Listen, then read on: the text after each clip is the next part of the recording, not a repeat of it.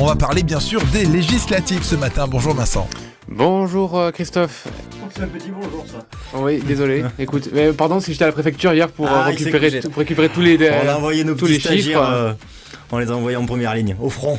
Et voilà, et du coup forcément, mais je suis fatigué aujourd'hui. Attends, on vous a servi des super plateaux repas, nous on a mangé 3 morceaux de pizza à 10h30. Attends, c'est un jeune, Oui. hein, c'est lundi, il est fatigué, c'est normal, on peut le comprendre. C'est ça, ouais. Ouais.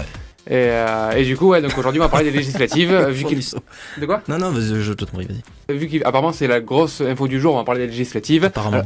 Alors, je sais, je disais que j'en avais marre des législatives vendredi, mais bon, il faut croire que je suis une plus grosse girouette que Bruno Le Maire et Manuel Valls réunis.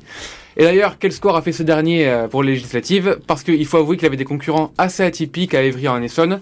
Face à Manuel Valls, donc, on avait notamment deux figures notables, à savoir Francis Lalanne, tout d'abord, qui est un barde un peu étrange, on va dire, du XXIe siècle, et on avait aussi Dieudonné, humoriste français quelque peu décrié ces dernières années, notamment parce qu'il a fait des blagues pas très jojo, on va dire, envers les juifs.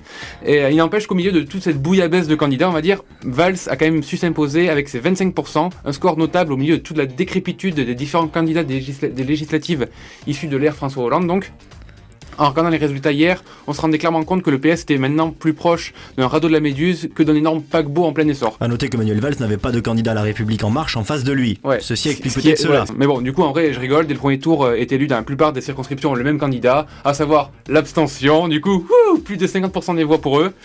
On va avoir une Assemblée nationale vide pendant 5 ans. Enfin, si tant est qu'elle était déjà pleine avant, et permettez-moi d'en douter, vu que le taux de présence moyenne des députés dans l'hémicycle est de 23%, ce qui est quand même très peu. Mais bon.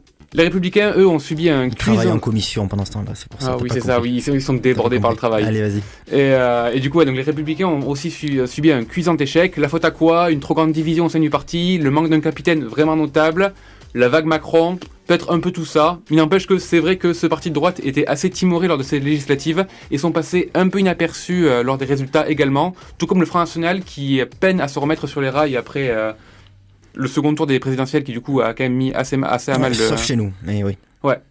Et donc du coup, à contrario, on peut noter l'envolée du capitaine des Insoumis, après une véritable chute libre lors des législatives de 2012, où il s'était fait bouter hors de Hénin-Beaumont par Le Pen. Et bien, Mélenchon a atterri cette année à Marseille, véritable bastion socialiste, mais heureusement pour lui, ce sacripant avait son parachute avec lui, vu qu'il comptabilise aujourd'hui 35% des voix là-bas. Et il élimine Patrick Menouchi, le socialiste, qui doit l'avoir vraiment très mauvaise ce matin. Ouais, c'est sûr. Mais bon, restons à gauche en se penchant sur Benoît Hamon, qui s'est justement lui aussi incliné. T'as compris? Se pencher, s'incliner. Mais bref, Benoît Hamon s'est incliné dès le premier tour, ce qui risque de devenir sa nouvelle routine, vu que c'était passé la même chose pour les présidentielles.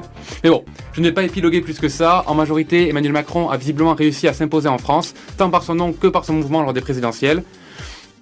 Les candidats de ce mouvement ont réussi à évincer la plupart des concurrents issus des partis politiques classiques et également la plupart des politiques sortants des députés, ce qui est quand même un assez gros tour de force. Et donc pour conclure, au vu de cette Assemblée nationale qui risque d'arborer la bannière de REM, donc la République en marche, que tout le monde a l'air d'appeler comme ça à la télé, alors que je sais pas pourquoi. C'est REM. That means the question. Ouais, et bien justement, du coup, pour finir ça, je vais conclure en citant du coup le groupe de rock REM, qui nous disait que c'est la fin du monde tel qu'on le connaît. C'est tout. Merci Vincent. On va peut-être se passer un petit morceau d'REM après, si Christophe nous trouve ça.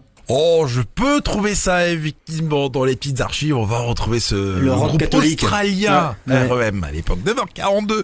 Merci Vincent. À demain pour parler de je ne sais pas encore. Je ne sais toujours pas.